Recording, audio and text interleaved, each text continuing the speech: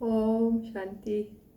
Welcome to another Yoga Small Talk, and we continue with the science of happiness, the knowledge of the three gunas, the three qualities of the mind.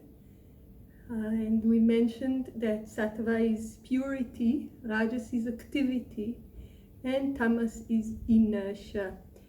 And we also explored a little bit rajas and its potential hazards in terms of anger and uncontrollable behavior. But when we want to inspire ourselves to practice, when we want to be motivated to practice, it's always helpful to understand what we're practicing for, not just what we're eliminating, but also what we're hoping to get, of course. So a little bit about what is sattva, what is this thing that we are hoping to get, what are we practicing to achieve.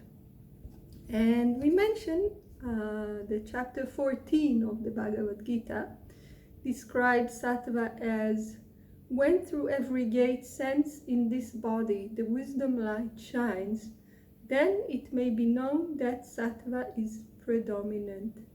And we said that the quality of sattva is happiness, and another quality is knowledge. So how does it work?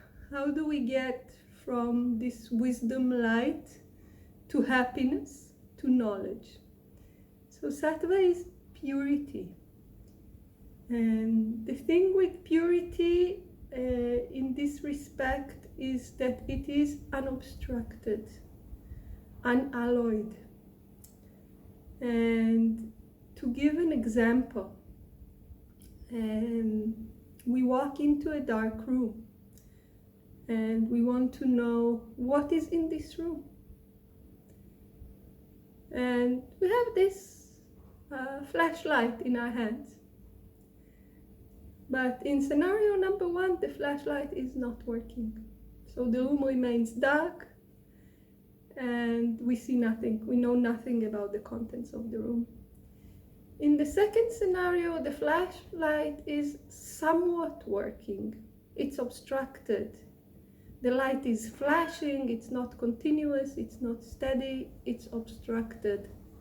So we see glimpses of the room. So we have some idea about what's there, but we don't see the whole picture. And what's worse, sometimes when our mind combines, adds together the pieces of what we saw, we get the wrong picture, so we get diluted, which is a problem.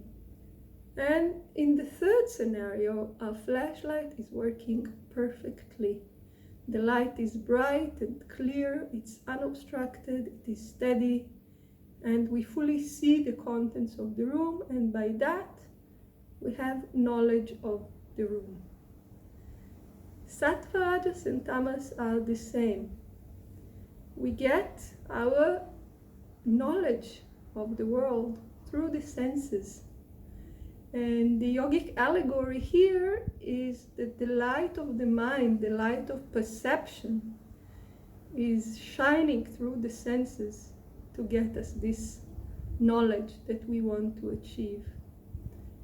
And when we are in tamas, we said tamas is darkness, is dullness. So we don't get knowledge because the light doesn't shine through the senses properly, and we don't get the knowledge that the senses can get for us. When we are in rajas, the light is somewhat there, but it is obstructed, and there are many other things going on. So we get some knowledge, but it's sometimes mistaken, and sometimes we misinterpret it. And the partiality of knowledge gets us upset, so we want more, we get frustrated, and we get to the condition that we discussed in the previous talk. But when sattva is there, the light of wisdom shines through all the senses, And the senses become the perfect instrument to gather the knowledge for us. And with much less effort, it looks like the knowledge just comes. But the thing is that we did the effort. We did the effort to become more sattvic. That's the practice. And through that effort, which sometimes seems indirect, maybe what does it have to do with it? It has to do a lot with it.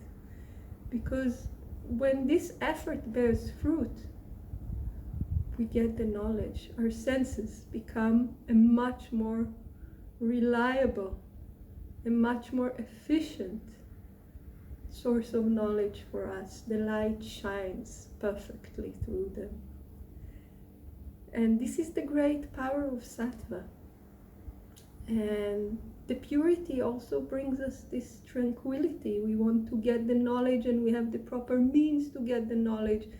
And we see the room properly if we go back to the previous allegory.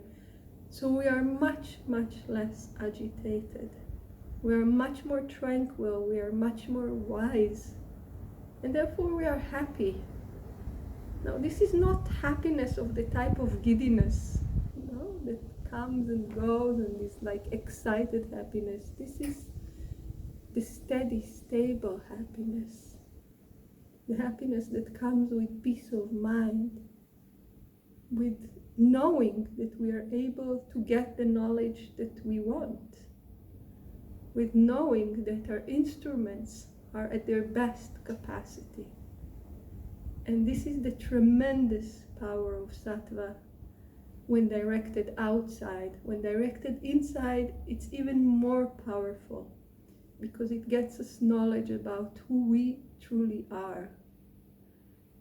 And this is the great reward that we are doing all those practices for.